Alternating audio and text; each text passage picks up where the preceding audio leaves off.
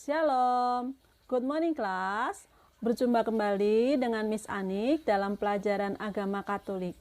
Hari ini kita akan membahas pelajaran 1 subtema C yang berjudul Aku Warga Dunia. Mari kita bersatu dalam doa. Demi nama Bapa dan Putra dan Roh Kudus, amin. Allah Bapa yang Maha Kasih, Engkau telah menciptakan kami bersama seluruh warga yang ada di dunia ini. Maka kiranya kami mampu untuk menjaga rasa solidaritas dengan seluruh warga di dunia ini. Karena mereka pun Engkau ciptakan dan Engkaulah pencipta kami semua. Engkaulah Raja seluruh bumi. Maka kiranya Engkau menjadikan kami manusia yang peduli kepada sesama. Demi Yesus Kristus, Tuhan dan pengantara kami. Amin. Demi nama Bapa dan Putra dan Roh Kudus. Amin. Kita tinggal di Indonesia. Dan Indonesia merupakan bagian dari seluruh dunia. Ya, dunia ini terdiri dari berbagai macam negara. Mungkin kalian lebih tahu ya negara-negaranya ya. Nah, kalian lihat gambar ini.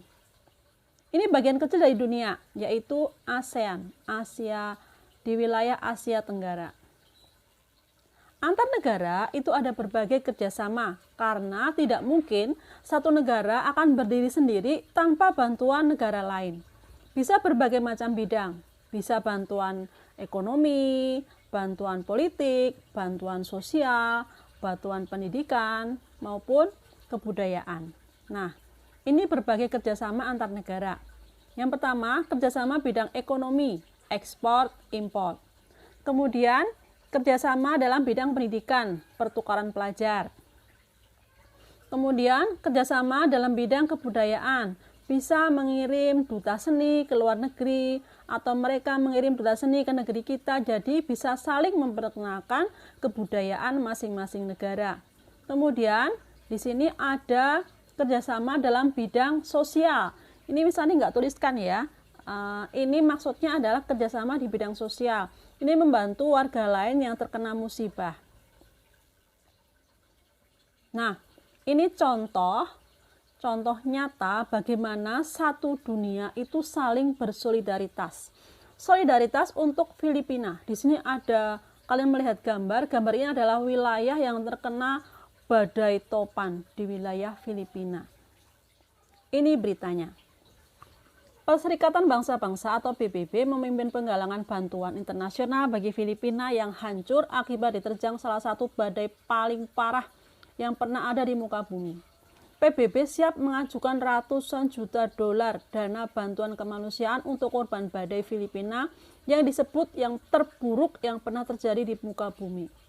Topan Super Haiyan menghantam kepulauan yang terletak di tengah negara itu, meninggalkan paling sedikit 10.000 orang tewas, sementara 660.000 lainnya kehilangan rumah, demikian perkiraan PBB. Ada juga bantuan dari dunia. Amerika mengirim kapal induk USS George Washington dengan 5.000 pelaut dan lebih dari 80 pesawat untuk membantu korban di Filipina. Inggris meningkatkan bantuannya hingga 10 juta pound sterling. Kapal perusak HMS Daring akan berlayar menuju Filipina dari pangkalan di Singapura untuk bergabung dengan pesawat angkut Royal Air Force C-17. Bantuan tetangga, pemerintah Australia menjanjikan dana bantuan 9,38 juta euro. Dengan tim medis dipersiapkan untuk berangkat pada Rabu ini. Tokyo mengatakan bakal memasok dana 10 juta euro dalam bentuk hibah untuk membantu para pengungsi dengan tenda-tenda darurat dan berbagai bantuan lainnya. Sementara Indonesia, negara tetangga yang juga sering terkena bencana alam, menjanjikan bantuan tunai 2 juta euro serta alat-alat darurat dengan sebuah pesawat Hercules disiapkan membawa bantuan makanan, obat-obatan, pembersih air, dan pembangkit listrik. Nah, pada pertemuan hari ini ada beberapa pokok pertanyaan yang akan kita jawab. Yang pertama, bagaimana situasi warga dan wilayah yang terkena bencana di Filipina? Yang kedua, selain bencana alam, persoalan-persoalan apa saja yang dihadapi oleh masyarakat dunia?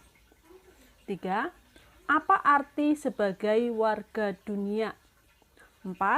Bagaimana umat Kristiani menanggapi persoalan-persoalan dunia itu? Kita akan mulai dari keprihatinan dunia. Kalian lihat, di situ ada gambar hutan gundul. Lalu di sebelahnya lagi alam yang kotor. Jadi, kondisi semacam ini merupakan keprihatinan dunia. Ada berbagai keprihatinan dunia yang lain, yaitu pencemaran air, pertambahan penduduk, perubahan cuaca, punahnya berbagai hewan, dan wabah penyakit seperti yang terjadi sekarang ini. Ada organisasi ASEAN yang merupakan perhimpunan bangsa-bangsa Asia Tenggara. Itu dalam bahasa Inggris disingkat ASEAN, merupakan sebuah organisasi geopolitik dan ekonomi dari negara-negara di wilayah Asia Tenggara. Organisasi ini didirikan di Bangkok, Thailand, 8 Agustus 1967. Organisasi ASEAN didirikan oleh negara Indonesia, Malaysia, Filipina, Singapura, dan Thailand. Ini adalah salah satu usaha berbagai bangsa untuk menyelesaikan berbagai keprihatinan yang terjadi di dunia ini. Nah, ini mereka bersatu padu untuk menyelesaikan berbagai masalah yang ada di seluruh dunia, khususnya di Asia Tenggara. Nah, sekarang coba mari kita jawab satu persatu pertanyaan tadi. Pertama, bagaimana situasi warga dan wilayah yang terkena bencana di Filipina? Ya, akibat topan Super Haiyan, wilayah Filipina mengalami kerusakan dan warganya menjadi korban. Mereka kehilangan sanak saudara dan juga rumah. Kemudian yang kedua, mengapa banyak orang dari banyak negara membantu korban di Filipina? Tentu saja mereka membantu karena adanya rasa solidaritas sebagai sesama warga dunia. Lalu, selain bencana alam, persoalan apa yang dihadapi masyarakat dunia? Tadi sudah disebutkan ya, mari kita coba sebutkan lagi. Pencemaran air, pertambahan penduduk, perubahan cuaca, punahnya berbagai hewan, dan wabah penyakit. Lalu, yang keempat, apa arti sebagai warga dunia? Warga dunia itu berarti semua orang di dunia ini menjadi kesatuan, menjadi satu kesatuan yang diikat oleh satu tempat, yaitu dunia atau bumi. Jadi karena kita tinggal di satu tempat, yaitu bumi, kita memiliki ikatan satu sama lain. Karena ikatan itulah, maka setiap orang di bumi memiliki keterkaitan satu sama lain. Bencana di satu tempat akan menggerakkan orang di tempat lain untuk menolong. Kemajuan di satu tempat akan berdampak pula bagi orang-orang di tempat lain. Perang di satu tempat akan berpengaruh juga pada orang-orang di tempat lain. Kalian bisa bayangkan, misalnya ada perang di wilayah itu, di mana wilayah itu menghasilkan beberapa sumber daya yang dibutuhkan oleh negara lain, maka negara lain akan kesulitan memenuhi kebutuhannya. Itu salah satu contohnya.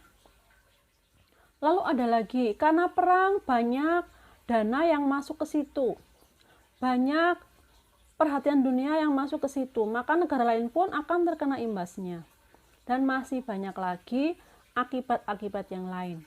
Untuk kemajuan, misalnya di suatu wilayah ditemukan suatu teknologi baru, misalnya handphone, pengaruhnya sekarang ini seluruh dunia menjadi satu ikatan yang kuat. Informasi bisa didapat dengan lebih cepat. Itu salah satu akibatnya, dampaknya. Padahal yang menemukan itu bukan seluruh dunia, tapi hanya beberapa wilayah saja. Tapi dampaknya seluruh dunia pun merasakannya. Jadi, apapun yang terjadi di satu wilayah akan berakibat dengan wilayah lain. Dan yang tadi ada bencana, maka yang lain akan berusaha untuk menolong. Itulah ikatan sebagai warga dunia. Lalu, bagaimana umat Kristiani menanggapi persoalan-persoalan ini? Ini Miss Anik masih belum beri jawaban, karena Miss Anik mau ajak kalian untuk menyimak suatu dokumen dari gereja. Ini adalah konstitusi pastoral tentang gereja di dunia dewasa ini. Yang paling penting adalah yang digarisbawahi, tapi di bawahnya itu menjelaskan yang di atas juga. Kegembiraan dan harapan, duka dan kecemasan orang-orang zaman sekarang, terutama kaum miskin dan siapa saja yang menderita, merupakan kegembiraan dan harapan, duka dan kecemasan para murid Kristus juga. Tiada sesuatu pun yang sungguh manusiawi yang tak bergema di hati mereka. Sebab persekutuan mereka terdiri dari orang-orang yang dipersatukan dalam Kristus, dibimbing oleh Roh Kudus dalam pesiaran mereka menuju kerajaan Bapa, dan telah menerima warta keselamatan untuk disampaikan kepada semua orang. Maka persekutuan mereka itu mengalami dirinya sungguh erat berhubungan dengan umat manusia serta sejarahnya. Jadi, mari kita coba jawab, bagaimana umat Kristiani menanggapi persoalan-persoalan dunia itu. Yang penting tadi bahwa kalau bumi dan warga menderita, gereja juga ikut menderita. Kalau bumi dan warga bumi bergembira, gereja juga ikut bergembira. Maka bagaimana kita menanggapinya? Gereja yang merupakan umat Kristiani itu selalu ambil bagian apa yang dialami warga bumi ini, terutama bagi yang menderita. Ya, jadi kita harus ambil bagian, berarti membantu mengatasi penderitaan. Jika bumi mengalami kerusakan, gereja bersama seluruh warga dunia membantu mengatasi kerusakan alam. Begitu juga dengan permasalahan-permasalahan yang lain. Yang jelas intinya bahwa dalam menanggapi ini, gereja selalu berusaha ambil bagian, ikut membantu segala permasalahan yang terjadi.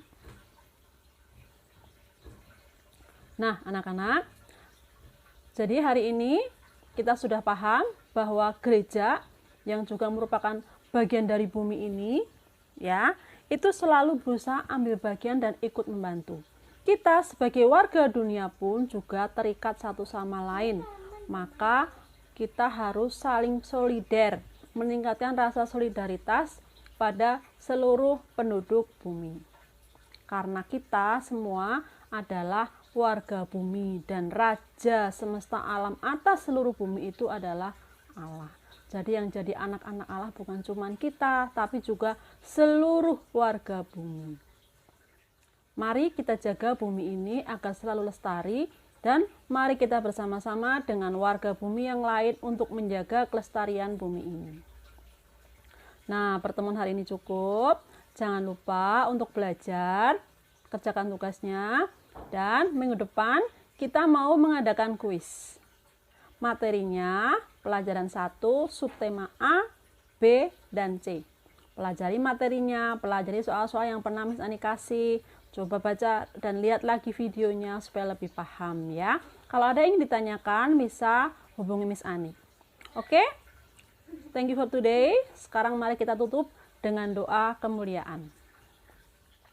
Demi nama Bapa dan Putra dan Roh Kudus. Amin. Kemuliaan kepada Bapa dan Putra dan Roh Kudus seperti pada permulaan, sekarang, selalu dan sepanjang segala abad. Amin. Demi nama Bapa dan Putra dan Roh Kudus. Amin. Oke, thank you. Bye-bye. Tuhan Yesus memberkati.